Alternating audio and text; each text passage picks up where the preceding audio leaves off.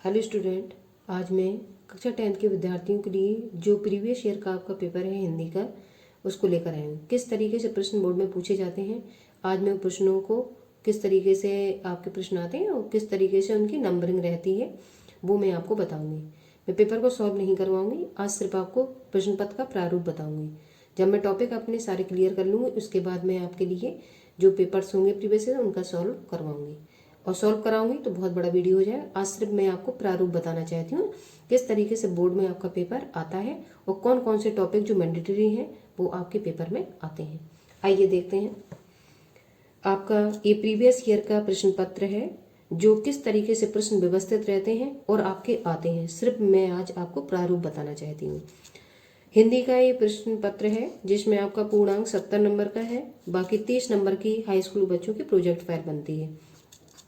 समय 3 घंटे 15 मिनट ये आपका रहता है। 15 मिनट आपके फॉर्मेलिटी में चले जाते हैं जिसमें आपको अपनी कॉपी पर नाम भरना होता है। नाम की जगह रोल नंबर भरेंगे, नाम नहीं लिखा जाता है। और बाकी की जो फॉर्मेलिटी होती हैं, ठीक है, सीट पे साइन करना वगैरह, उसमें 15 मिनट आपके चले जाते हैं। बाकी बचे 3 घंटे में आपको पूरा पेपर सॉल्व करना होता है। अब प्रश्न का, ठीक है, प्रश्न पहले का इसमें किस तरीके से प्रश्न आता है, जो आपके गद्य खंड का इतिहास है, ठीक है, गद्य खंड के इतिहास से आपके 5 नंबर के प्रश्न पूछे जाते हैं। और सेकंड आपका जो खंड लगा हुआ है पद्य खंड का इतिहास, उससे भी आपके 5 नंबर के प्रश्न पूछे जाते हैं। इस तरीके से जो पहला टॉपिक आपको हिंदी में मिलता है वो गद्य खंड के इतिहास से 5 नंबर के प्रश्न आपको ऑब्जेक्टिव करने होते हैं, और जो पद्य खंड का आपका इतिहास है उससे भी आपको 5 नंबर के ऑब्जेक्टिव करने होते हैं। यही पैटर्न हाई स्कूल के बच्चों को फॉलो करना होता है, यही पैटर्न आपके इंटर के जो हिंदी का पेपर देंगे बच्चे उनको भी फॉलो करना होता है। 10 नंबर के क्वेश्चन ये मैंडेटरी होते हैं जो गद्यखंड के इतिहास से पदखंड के इतिहास से ये आते ही हैं। अब प्रश्न देखिए। पहला प्रश्न पहले का निम्नलिखित कथनों में से कोई एक कथन सही है उसे पहचान कर लिखिए। 1 नंबर का प्रश्न है, जो कथन इसमें सही होगा आपके अनुसार ये इसमें से आंसर में आप उसको नोट डाउन करके लिख देंगे। सभी नहीं लिखना है, कोई एक, 3 गलत है, बाकी का एक जो इसमें से ऑप्शन होगा वो सही होगा। तो बस उस कथन को पहचान के आपको सही लिखना है। तो 1 नंबर का प्रश्न हुआ, जो सही आप लिखेंगे उसमें आपको 1 नंबर मिलेगा। दूसरा प्रश्न, निम्नलिखित कृतियों में से किसी एक कृति के लेखक का नाम लिखिए। ये भी आपका 1 नंबर का प्रश्न है। अब सूरज का 7वां घोड़ा ये किसकी कृति है? आवारा मसीह है। रंग दुनिया रंग बिरंगी अनामदास का पोथा। इनमें से जो आपको एक रचना आ रही है उसका राइटर का नाम आपको आगे देना है, उसमें आपको 1 नंबर मिलेगा। अगला लद्दाख की यात्रा किस विधा पर आधारित रचना है? ये भी 1 नंबर में पूछा हुआ प्रश्न है। तो आपने ये गद्यखंड का इतिहास मैंने अभी नहीं पढ़ाया हुआ है, आपने अगर पढ़ा होगा तो आपको जानकारी होगी। अगला सरस्वती पत्रिका के संपादक का नाम लिखिए। 1 नंबर का प्रश्न ये आता है। तो सरस्वती पत्रिका के जो संपादक आपको पता होगा वो आपको आंसर राइटिंग में आगे लिखना है, इसमें आपको 1 नंबर मिलेगा। अगला किसी एक प्रमुख एकांकीकार का नाम लिखिए। जो एकांकीकार है, ठीक है, उनका नाम लिखना है आपको 1 नंबर में। केवल एक व्यक्ति का नाम लिखोगे 1 नंबर आपको मिलेगा। तो एकांकीकार भी आपने आई हो पढ़े हुए होंगे। तो इस तरीके से 5 नंबर के प्रश्न आपके किससे हो गए? गद्यखंड के इतिहास से। देख लीजिए आप कैसे 5 नंबर के 1, 2, 3, 4 और 5 नंबर के प्रश्न। जो प्रश्न 1 में का, खा, गा, घा, इंगा, ये 5 प्रश्न आपके किससे आएंगे? गद्यखंड के इतिहास से। मैं इंपॉर्टेंट प्रश्न डालूंगी, अभी मैंने पढ़ाया नहीं है। अभी गद्यखंड की व्याख्या, ग्रामर और आपका जो तुमुल खंड का भी ये 3 नंबर का लगा हुआ है, इतने टॉपिक मैंने पढ़ाए हुए हैं। इसके बाद मैं वीडियो लेकर आती रहूंगी जिसमें आपका यूपी बोर्ड के हिसाब से जो सिलेक्टेड प्रश्न है वो बोर्ड में आपके आते ही हैं। ठीक है, आप लोगों ने आई होप ये क्वेश्चन पढ़े हुए होंगे। अगर नहीं पढ़े हुए होंगे तो इसका भी मैं गद्यखंड का इतिहास जो इंपॉर्टेंट प्रश्न 5 नंबर के वो भी चैनल पर डालूंगी, और जो पद्यखंड के इतिहास के जो इंपॉर्टेंट 5 नंबर के क्वेश्चन है उनको भी डालूंगी। तो गद्यखंड के इतिहास से आपको 5 नंबर के प्रश्न तैयार करने हैं। ये आपको कहाँ से तैयार कर सकते हैं मैं वो भी आपको बता रही हूँ। जो आपकी हिंदी की बुक लगी हुई है उसमें सबसे पहला पोर्शन जब आप देखेंगे गद्यखंड, तो गद्यखंड में जो भी टॉपिक लगे हुए उनको आप पढ़ लीजिए पूरा। अब पढ़ने के बाद पीछे अभ्यास प्रश्न उसमें दिए रहते हैं, उनको सॉल्व कर लीजिए। उन्हीं से आपके 5 नंबर के प्रश्न फंस जाते हैं। सबसे पहला टॉपिक रहता है जब भी आप हिंदी की किताब खोलेंगे उसमें। और सेकंड टॉपिक आपका रहता है पद्यखंड। पद्यखंड में आप टॉपिक को पढ़ लीजिए पूरा, ठीक है। भक्ति काल है आपका, ठीक है, और इसमें आपका जो पहला वाला काल होता है भक्ति काल में जो आदि काल होता है उसको, उस सारे टॉपिक आप कंप्लीट कर लेंगे। उसके बाद पीछे अभ्यास प्रश्न लगे हुए रहते हैं, उनसे आप इंपॉर्टेंट प्रश्नों को देख सकते हैं। उनमें से ही आपके 5 नंबर के प्रश्न फंस जाते हैं। इस तरीके से 10 नंबर के प्रश्न आपके बोर्ड में गद्यखंड के इतिहास, पदखंड के इतिहास से पूछे ही जाते हैं। आज मैं सिर्फ प्रारूप आपको समझाने की कोशिश कर रही हूँ कि प्रारूप में किस तरीके के प्रश्न आपसे पूछे जाएंगे, कौन कौन से प्रश्न आपके बोर्ड में आते हैं। इसके बाद मैं वीडियो लगातार डाल रही हूँ, जो भी टॉपिक इंपॉर्टेंट है मैं सारा कुछ पढ़ाने की पूरी कोशिश करूँगी। लेकिन आप लोग रेगुलर अगर देखते रहेंगे तो आपको बहुत कुछ पढ़ने के लिए अभी इसी टाइम, आप अभी 1 महीना है, आप अच्छी से 1 महीना 22 दिन है, अभी 22 दिन काफ़ी होते हैं किसी भी तैयारी के लिए, अगर आप डेली कंटिन्यूटी रखते हैं जिस तरीके से आपको पढ़ाया जा रहा है। अब सेकंड देखिए, दूसरा नंबर का ये प्रश्न आपका है, ये आपके यहाँ तक हो गया। ये खंड आपका प्रश्न 1 में का खा गा, ये हमने 5 प्रश्न देखे यहाँ तक, ठीक है। ये आपके गद्य खंड के इतिहास के हो गए, मैंने लिख दिया है। इसके बाद दूसरा प्रश्न आपको दिख रहा होगा, आई होप आपको विजुअल हो रहा होगा। दूसरा प्रश्न आपका है, इसमें भी आपके ये प्रश्न दिए गए हैं। अब ये जो आपके 3 प्रश्न दिए गए, ये इन्होंने 2-2 नंबर के डाले, इसका मतलब इसको डिस्क्राइब करना है, आपको एक शब्द नहीं लिखना है। डिस्क्राइब का मतलब है जो विशेषताएं होंगी 3-4 पॉइंट उनके लिखने होंगे 2 नंबर में। जैसे कि आपसे प्रश्न दूसरे में का में पूछा, रीतिकाल किसी एक कवि का नाम लिखिए, तो देखो 1 नंबर का है, रीतिकाल के कोई कवि का आप नाम लिख देंगे तो आपको 1 नंबर मिल जाएगा, ठीक है। फिर खा प्रश्न में रीतिकाल की किन्हीं 2 मुख्य विशेषताओं का उल्लेख कीजिए। तो जब आप रीतिकाल की विशेषताएं, रीतिकाल जब आपने पढ़ा होगा तो उसकी 2 प्रमुख विशेषताएं जो होंगी, तो 2 पॉइंट जब आप लिखेंगे तो 2 नंबर आपको उसमें मिल जाएंगे। फिर का प्रश्न में प्रयोगवादी काव्यधारा की 2 प्रमुख प्रवृत्तियों का उल्लेख कीजिए। प्रवृत्तियां और विशेषताएं एक ही बात होती है, आपको कंफ्यूज नहीं होना है। अगर विशेषताएं आपने समझ ली है, जो उसकी कैरेक्टरिस्टिक्स है, तो वो ही प्रवृत्तियां होती हैं, ठीक है। प्रवृत्तियां देखिए, ये सब थोड़ा सा टिपिकल लग रहा है, लेकिन इसका मीन भी विशेषताएं ही हैं। तो आपको रीतिकाल की विशेषताएं भी तैयार करनी है और प्रयोगवादी काव्यधारा की भी विशेषताएं आपको तैयार करनी है। तो 2 विशेषताएं आप प्रयोगवादी काव्यधारा की लिखोगे, 2 नंबर आपको उसमें मिल जाए। इस तरीके से 5 नंबर के प्रश्न आपके ये काव्यखंड से पूछे जाते हैं। काव्यखंड, इसी को आप कह सकते हैं पद्यखंड, ठीक है। ये 5 नंबर के इससे प्रश्न आएंगे, और मैंने जैसे कि ऊपर आपको बताया गद्य खंड, ये 5 नंबर पे इससे आएंगे। तो आपके 10 नंबर की स्कोरिंग हुई। अगर ये आप टॉपिक मिस करते हैं तो आपके 10 नंबर के क्वेश्चन आप नहीं कर पाएंगे, इसलिए आपको ये पढ़ना जरूरी है, इंपॉर्टेंट है। और हिंदी में तो सिलेक्टेड प्रश्न होते हैं, ये प्रश्न तो आते ही हैं, क्योंकि पहला प्रश्न आपको यही रखा हुआ मिलेगा और दूसरा प्रश्न होगा वो यही रहेगा आपका, ठीक है। तो ये आपको पता होना चाहिए कि मुझे कहाँ कहाँ से हिंदी का पढ़ना है। और हिंदी को बच्चे लगातार अवॉइड करते हैं क्योंकि उनको लगता है हिंदी तो सरल है, हम कर ही लेंगे, जबकि ऐसा नहीं है। हिंदी सरल जरूर है, लेकिन आप जब कोई टॉपिक पढ़ेंगे तभी तो वो सरल लगेगा आपको। अगर आप उसको नहीं पढ़ेंगे, क्योंकि हिंदी का पेपर बहुत बड़ा आता है और उसको लिखने में काफ़ी सारा टाइम चाहिए होता है। अगर आपको तैयार होगा तो आप इजीली जल्दी लिख लेंगे। अगर आपको कोई चीज़ तैयार नहीं होगी तो आपको उसको लिखने में परेशानी होगी। इसलिए कोई भी टॉपिक ऐसा ना हो जो अनछुआ हो आपसे। हर टॉपिक पर आपको नज़र डालनी है और उसको पढ़ना है। एक बार पढ़ने से काम चल जाएगा, लेकिन वो टच होना चाहिए आपसे। आगे देखिए, आपका तीसरा प्रश्न जो होता है वो आपकी व्याख्या आती है। गद्यांश में आप देखिए, ईर्ष्या से बचने का उपाय मानसिक अनुशासन है। जो व्यक्ति ईर्ष्यालु स्वभाव का है उसे फालतू बातों के बारे में सोचने की आदत छोड़ देनी चाहिए। उसे यह भी पता लगाना चाहिए कि जिस स्वभाव के कारण वह ईर्ष्यालु बन गया है उसकी पूर्ति का रचनात्मक तरीका क्या है। जिस दिन उसके भीतर यह जिज्ञासा आएगी उसी दिन से वह ईर्ष्या करना कम कर देगा। अब ये जो अंडरलाइनें दी गई इनको हमें देखना है अच्छे से। आप पहला प्रश्न, उपयुक्त गद्यांश का संदर्भ लिखिए। तो जो ये आपका टॉपिक दिया गया इसको पहचान के किस राइटर ने ये लिखा हुआ है, किस पार्ट से ये लिया गया है, संदर्भ में ये लिखते हैं। मैंने व्याख्या में आपको बताया हुआ है, वहाँ जाकर वीडियो में देख सकते हैं। फिर दूसरा, रेखांकित अंश की व्याख्या की। जो रेखाएं अंडरलाइन आपको ये दिख रही हैं, ये दिख रहा है जैसे कि, ठीक है, ये दिख रहा है, ठीक है, और आपको ये दिख रहा होगा, ठीक है। तो जितनी भी अंडरलाइनें हैं उनकी आपको व्याख्या देनी है, ठीक है, अपनी हिंदी शुद्ध भाषा में। दूसरा प्रश्न ये हो गया आपका। तीसरा, ईर्ष्या से बचने के क्या उपाय हैं, ठीक है। तो ईर्ष्या से बचने के लिए हमें क्या करना चाहिए, ये आपने अगर व्याख्या पढ़ी होगी तो आपका तीसरा आंसर भी आपको आसानी से आ रहा हो। इस तरीके से आप तीनों क्वेश्चनों का आंसर देंगे तो आपको 6 नंबर ये प्राप्त होंगे।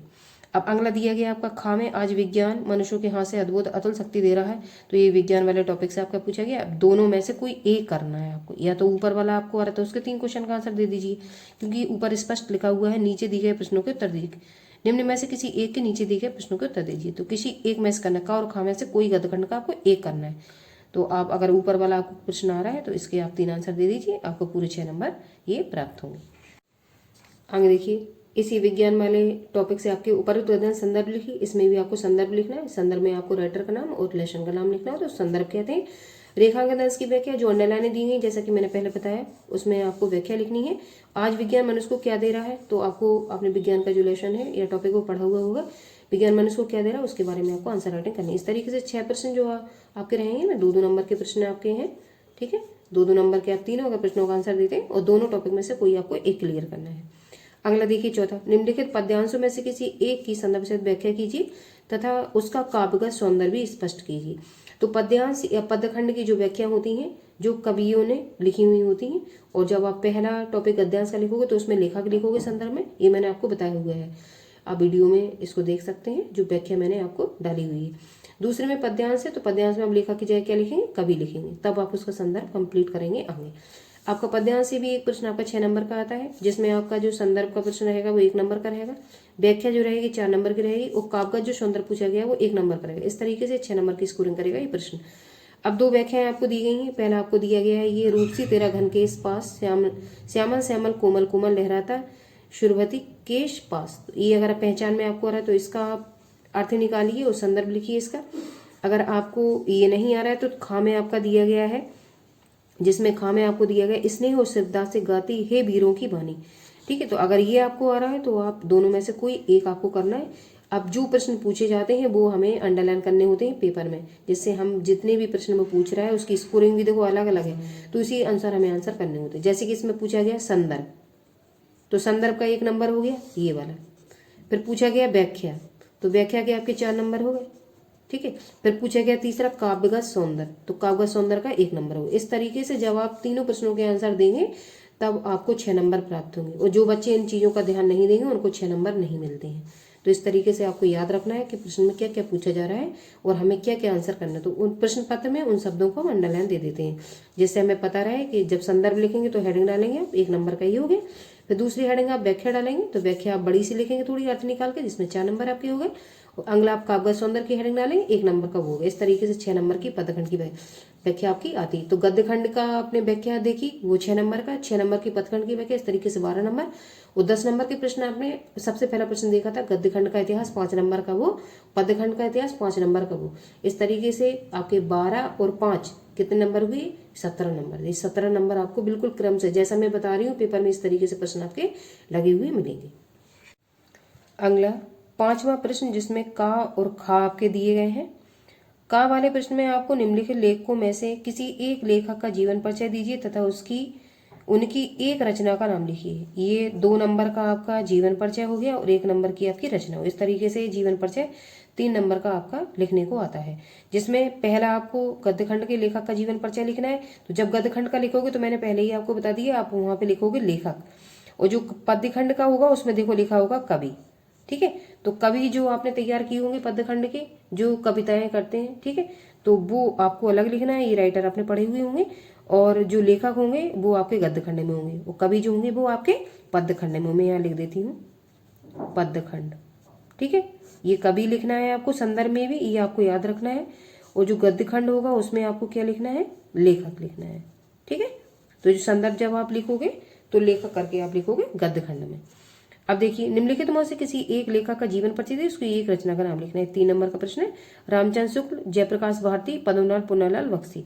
तो इनमें से किसी एक राइटर का जो आपको याद हो उनका जीवन परिचय लिख के आप उनकी एक रचना लिख देंगे। तो जब जीवन परिचय लिखेंगे तो आप हेडिंग डालेंगे, जीवन परिचय में आप 10-5 लाइन लिख देंगे, और फिर अगली हेडिंग डालेंगे रचना। तो रचना में आपकी इसको 1-2 आपको जो भी याद हो वो रचना लिख देंगे। तो रचनाएं आपको 1 नंबर की स्कोरिंग करेंगे, और जो इनका जीवन परिचय हुआ 2 नंबर की स्कोरिंग करेगा। अगला खा देखिए दोनों करना है, चॉइस का प्रश्न नहीं है। खा, निम्नलिखित कवियों में से किसी एक कवि का जीवन परिचय दी तथा उनकी एक रचना का उल्लेख कीजिए। तो कवि तुलसीदास, बिहारी, सुभद्रा कुमारी चौहान, इसमें से आप किसी राइटर का जिसका भी आपको अच्छे से याद हो एक, उनका आपको जीवन परिचय लिख देना है और उनकी एक रचना का नाम लिख देना है। तो 2 नंबर में आपको जीवन परिचय में 2 नंबर मिलेंगे, 1 नंबर जो रचना लिखेंगे आप 1 नंबर आपका उसमें मिलेगा। जो 10th के विद्यार्थी हैं उनको जीवन परिचय प्लस रचनाएं लिखनी होती हैं, और जो 12th के विद्यार्थी हैं उनको साहित्यिक परिचय और प्लस रचनाएं लिखनी होती हैं, वो इस बात का ध्यान रखेंगे। अगला 6वां प्रश्न देखिए, निम्नलिखित का संदर्भ सहित हिंदी में अनुवाद कीजिए। ये संस्कृत से आपका लिया गया गद्यांश है, ठीक है। संस्कृत में ये जो इस तरीके से लिखे हुए पाठ होते हैं वो गद्यांश होते हैं, और जो श्लोक लिखा हुआ रहता है उसको हम पद्यांश कहते हैं, जैसा कि मैंने आपको पीछे भी बताया हुआ है। तो देखो इसमें आपको चॉइस मिलेगी संस्कृत वाले में। संस्कृत वाले में या तो ऊपर का जो आपको गद्यांश आ रहा है उसका अर्थ लिखिए, या फिर आपको अगर श्लोक का अर्थ आ रहा है तो आप श्लोक का लिखिए। तो देखो बीच में चॉइस लगा हुआ है, दोनों में से कोई एक करना है। अब देखिए क्या लिखा, संदर्भ, तो यहाँ पे भी हम अंडरलाइन दे देंगे। संदर्भ का 1 नंबर हो गया और हिंदी अनुवाद के आपके 3 नंबर हो। इस तरीके से 4 नंबर की स्कोरिंग करने वाला आपका प्रश्न है। तो संदर्भ जब आप लिखेंगे तो गद्यांश वाला जब लिखेंगे तो आप लिखेंगे संस्कृत के पाठ के गद्यांश से लिया गया, या जो भी पाठ का आपका नाम हो वो पाठ का नाम डाल के लिख दें। राइटर संस्कृत में होते नहीं तो वो लिखना नहीं होता। या फिर आप ये वाला कर रहे हैं तो इसमें आप लिख देंगे कि ये आपका जो हम लिया हुआ है ये आपका दोहा है, या फिर आपका ये श्लोक लिखें तो सॉरी दोहा तो हिंदी में लिखते हैं, यहाँ पे श्लोक डाल देंगे ये पद्यांश वाला अगर आप कर रहे हो तो दोनों में से कोई एक करना है जो आपका संदर्भ का 1 नंबर और 3 नंबर आपकी व्याख्या के होंगे। आई होप आपको समझ में आया होगा जिस तरीके से मैं बता रही हूँ। आगे देखिए प्रश्न 7 का अपनी पाठ्यपुस्तक के कंठस्थ किया गया एक श्लोक लिखिए जो इस प्रश्न पत्र में ना आया हो। तो आपको कोई 2 श्लोक तैयार करने हैं। मैं 2 श्लोक जो आपके छोटे छोटे होंगे उनको देखकर मैं चैनल पर डाल दूंगी, आप लोग उनको तैयार कर लेंगे। 2 नंबर का श्लोक ये आपके लिखने के लिए आता है, जिसमें आपको 2 इसलिए तैयार करने क्योंकि एक ये देखो प्रश्न पत्र में दिया है, इसको आप कॉपी करके नहीं लिखेंगे, ठीक है। इसके अदर आपको एक याद होना चाहिए, तब 2 नंबर का ही आपको स्कोरिंग करने में हेल्प करेगा। अगला इसी 7वें का खा प्रश्न, निम्नलिखित प्रश्नों में से किन्हीं 2 प्रश्नों के उत्तर संस्कृत में दीजिए। आपने पाठ पढ़े होंगे तो निश्चित बात है उसके प्रश्न उत्तर भी तैयार किए होंगे। 4 प्रश्न दिए गए, आपको 2 में चॉइस मिलेगी, आपको कोई 2 करने हो जो आपको अच्छे से याद हो। तो ये 2 नंबर के प्रश्न आपका ये तैयार हो गया, ठीक है, जो आपको प्रश्न लिखने होंगे। अगला ये आपकी ग्रामर यहाँ से शुरू हो गई हिंदी की। 8वां प्रश्न में करुण रस तथा हासरस की परिभाषा उदाहरण सहित लिखिए। 2 नंबर का ये प्रश्न आएगा। तो करुण और हासरस आपने रस जो पढ़े होंगे आपने ग्रामर में, तो परिभाषा उदाहरण आपको तैयार करना, 2 नंबर इसमें मिलेंगे आपको। खा में रूपक अथवा उपमा अलंकार की परिभाषा सुधारण दी। अब बीच में अथवा लगा हुआ तो दोनों नहीं करना, या तो करुण रस लिखिए या फिर हासरस लिखिए, दोनों में से कोई एक की परिभाषा लिखिए और एक उदाहरण लिख दीजिए। खा में रूपक अथवा उपमा, तो दोनों में से कोई एक हेडिंग डाल के जो आपको अच्छे से याद हो उसकी परिभाषा उदाहरण लिखेंगे, 2 नंबर की स्कोरिंग ये करेगा। अगला गा सोठा तथा रोला छंद का लक्षण लिखकर उदाहरण लिखिए। तो सोठा या रोला में से कोई एक जो आपको आ रहा हो लक्षण लिखकर उसका उदाहरण देना है, 2 नंबर की स्कोरिंग ये करेगा आपकी। अगला 9वां प्रश्न का निम्नलिखित उपसर्गों में से किन्हीं 3 के मेल से एक एक शब्द बनाइए। उपसर्ग मैंने बहुत अच्छे से आपको पढ़ाए हुए हैं वीडियो में, ये आप देख के उनसे तैयार कर सकते हैं। ये आपके उपसर्ग 3 नंबर के आते हैं। इंपॉर्टेंट प्रश्न है ये, 6 दिए गए, कोई 3 आपको बनाने हैं। तो ये सिंपल प्रश्न रहता है, अगर आप इसको देख लेंगे बनाना किस तरीके से मैंने बताया हुआ है तो इजीली आप उपसर्ग के प्रश्न आप तैयार कर सकते हैं। आगे खा निम्नलिखित में से किन्हीं 2 प्रत्ययों का प्रयोग करके एक एक शब्द बनाइए। 2 नंबर के प्रत्यय आते हैं, प्रत्यय भी मैंने बहुत अच्छे से समझाए हुए हैं, आप लोग वीडियो जाकर देखिए, आप प्रत्यय भी बहुत अच्छे से इसको तैयार। 5 नंबर की स्कोरिंग में 2 टॉपिक तैयार हो जाएंगे आपके। अगला निम्नलिखित में से किन्हीं 2 की समास विग्रह की तथा समास का नाम लिखिए। समास में पढ़ाऊंगी अभी। तो 2 नंबर के समास होते हैं, 2 नंबर का ये दिए गए हैं 4, इनमें से किसी 2 के आपको ये विग्रह करना है। विग्रह मतलब शब्दों को अलग अलग तोड़ना है और समास का नाम लिखना है कि कौन सा समास इसमें है। अगला प्रश्न, निम्नलिखित में से किन्हीं 2 के तत्सम रूप लिखिए। तो 2 नंबर की स्कोरिंग ये करेगा आपकी। तो तत्सम भी मैंने बहुत अच्छे से समझाए हुए हैं, तत्सम भी आप अगर वीडियो से पढ़ लेंगे तो आपका उसमें से 100% फंस जाएगा। 2 तत्सम के रूप लिखना है, इसमें आपके 5 दिए गए हैं, कोई आपको 2 करने जो आपको आ रहे हैं वो अपनी कॉपी में आप 2 तत्सम कर दोगे। इनमें से तद्भव तत्सम दोनों मिक्स दिए हैं, आपको छांट के लिखना है कौन सा इनमें से तत्सम शब्द है 2 नंबर का। इसको मैं पढ़ा चुकी हूँ बहुत अच्छे से, आप वीडियो में ग्रामर का जो वीडियो है प्लेलिस्ट में जाकर उसको देखिए, आपको मिल जाएगा।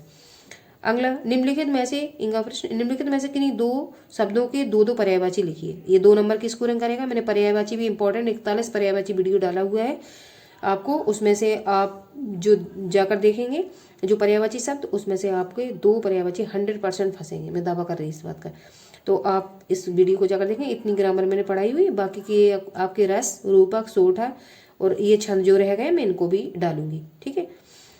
अब ये इसमें से 2 शब्दों के पर्यायवाची शब्द लिखना है। इसमें कितने दिए गए 5 में से आपको 2 शब्द जो सरल लग रहे हैं उनके आप पर्यायवाची आप 2 लिखा हुआ है, तो 2 पर्यायवाची लिखना है और कोई 2 इनमें से शब्द लेना है आपको, ठीक है।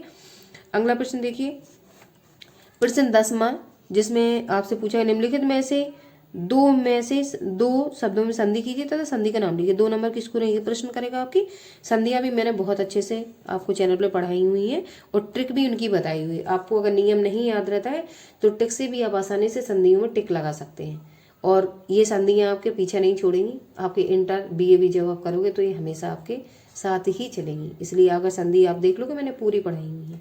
तो अगर आपको इजीली समझ में आ जाए और ट्रिक से आपको याद भी रहे किस तरीके से निशान लगाने हैं। इसमें देखकर भी आप आसानी से ट्रिक से निशान लगा सकते हैं। और अब अगर आपको नियम भी याद है, मैंने नियम भी बताए हुए हैं, तो वो तो बहुत ही अच्छा है। इसमें से आपको 2 संधियाँ 4 दी गई हैं, 2 आपको जो अच्छे से आ रही हैं वो संधि आपको लिखना है। ठीक है, 2 संधि करना है। संधि मतलब 2 शब्द अलग अलग की दिए, इनको जोड़ के लिखना है आपको।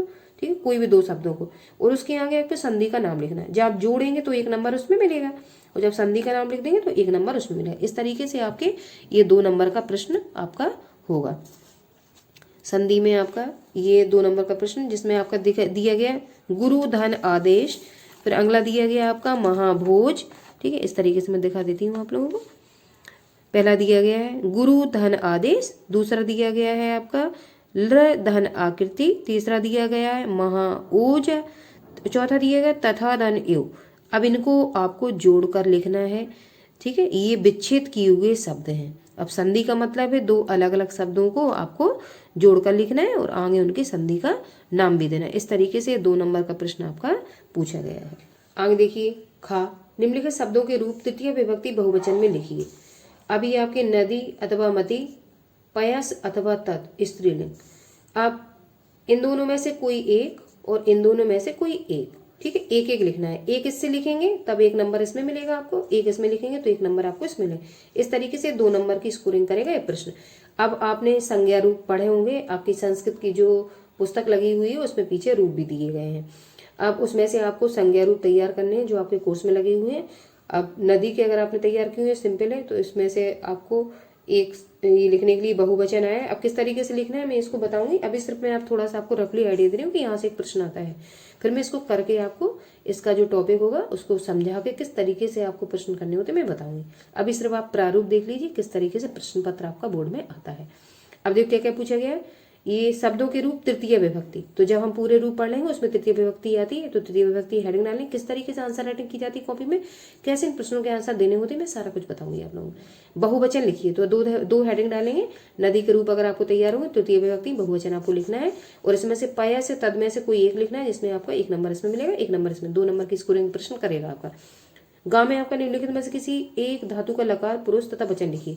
तो 3 चीजें पूछी जा रही हैं। धातु का लकार लिखना है, कौन सा लकार है आपकी, लकार है 5 प्रकार की होंगी आपकी संस्कृत में। ठीक है, पुरुष लिखना है, वचन लिखना है। 2 नंबर की स्कोरिंग ये करेगा।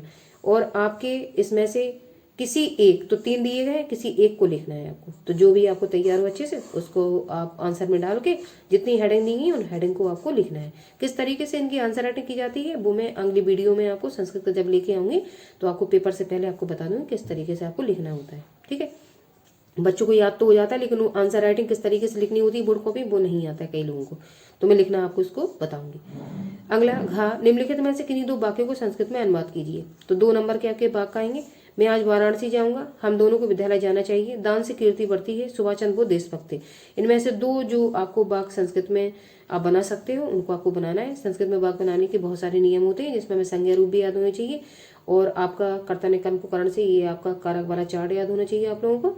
और इसके बाद जो आपके धातु रूप होते हैं, ठीक है, जिसको धातु को हम क्रिया कहते हैं, वो भी आपको तैयार हो। जब 3 चार्ट आपको तैयार होंगे तो आप संस्कृत के वाक्य बना सकते हैं। ठीक है, तो आपको 2 संस्कृत के वाक्य बनाने हैं, जिसमें आपको 4 दिए हैं, 2 में आपको चॉइस मिली। अगला 11वां प्रश्न, निम्नलिखित विषय में से किसी एक विषय पर निबंध लिखिए।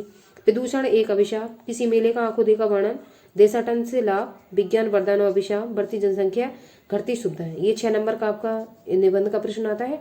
तो कोई एक टॉपिक आपके सिलेबस मैंने हिंदी का डाला हुआ है, उस सिलेबस में आप जाकर देखेंगे किन किन टॉपिक पर आपको जो निबंध है वो तैयार करने हैं। सिलेबस मैंने हिंदी का आपका डाला हुआ है चैनल पे, आप उसको जाकर देख लेंगे कि सिलेबस में किन किन टॉपिक पे हमें तैयार करना है। तो अगर आपके मेरे हिसाब से 6 आपके टॉपिक दिए गए, 6 में से अगर आप 4 टॉपिक तैयार कर लेंगे तो आपका एक उसके अंदर आ जाएगा। ठीक है, तो 6 नंबर का ये आपका स्कोरिंग करने वाला प्रश्न है, जिसलिए हमें निबंध में छोड़ना नहीं है, उसको तैयार करना है। जैसे व्याख्याएं आपकी 6 नंबर की हैं, तो 6 नंबर की 2 व्याख्याएं आपकी और संस्कृत की आप मिला लीजिए वो और ये, तो ये आपके स्कोरिंग करने वाले प्रश्न है, इनको हमें छोड़ना नहीं है। अगला देखिए, अपने पठित खंडकाव्य के आधार पर निम्नलिखित प्रश्नों में से किसी एक का उत्तर दीजिए। 3 नंबर का प्रश्न ये आता है। तो तुमुल खंडकाव्य आपके जो डिस्ट्रिक्ट जालौन के बच्चे हैं उनका तुमुल खंडकाव्य लगा हुआ है। ठीक है, अपने डिस्ट्रिक्ट वाइज मैंने चैनल पे आपको जो तुमुल खंडकाव्य की है, मैंने जितने भी आपके जिले आते हैं उनमें अलग अलग जिलों में कौन कौन सी किताब लगी हुई है और किस तरीके से आपको इसमें से छांट के आंसर करना है मैंने सारा बताया हुआ है। तो वहाँ जाके आप लोग देख लीजिए। मैं डिस्ट्रिक्ट जालौन के बच्चों को ये बता रही हूँ कि इनमें से आप सारे प्रश्न नहीं करने होते हैं, जो जिस डिस्ट्रिक्ट को बिलोंग करता है उसी प्रश्न को आपको फॉलो करना है, क्योंकि ये किताब जिला के हिसाब से ये लगी हुई रहती है। वो हर जिले में अलग अलग किताब लगी हुई है, तो जो व्यक्ति जिस जिले का होगा उसको उसी वाला प्रश्न करना है। जैसे कि मैं एक रफली आइडिया आपको बता रही हूँ।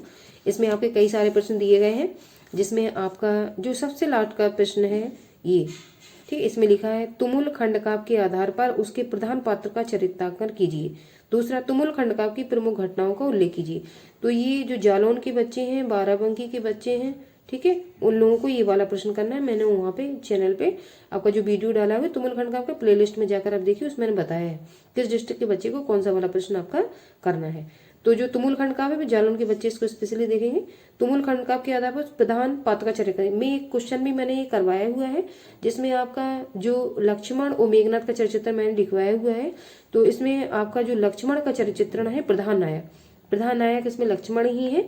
तो लक्ष्मण के जो चरित्र की विशेषताएं हैं वो इस क्वेश्चन में आपको लिखनी है, ठीक है। तो 1.5 नंबर का प्रश्न ये हो गया आपका।